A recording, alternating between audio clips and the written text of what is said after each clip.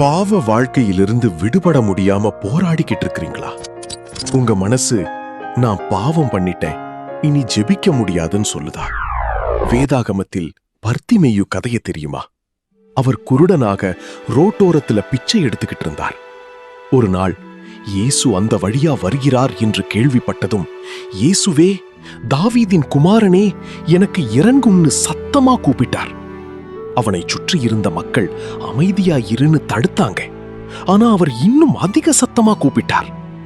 அந்த சத்தத்தை கேட்ட இயேசு நின்று அவரை சுகமாக்கி பார்வை கொடுத்தார். இன்று நம்ம வாழ்க்கையிலும் அதே மாதிரிதான். பாவம் நம்மை அமைதியாயிரு, நீ தகுதி இல்லைன்னு சொல்லி நம்மை அடக்குது. ஆனா அந்த குரலை கேட்காதீங்க. உங்க உள்ளம் சொல்ற குற்ற உணர்ச்சியை தகர்த்து எரிஞ்சிட்டு இன்னும் சத்தமா ஜெபிங்க. இயேசுவே, தாவீதின் குமாரனே, எனக்கு இறங்கும்.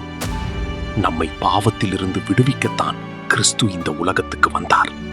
நிச்சயம் அவர் உங்களை விடுவிப்பார்.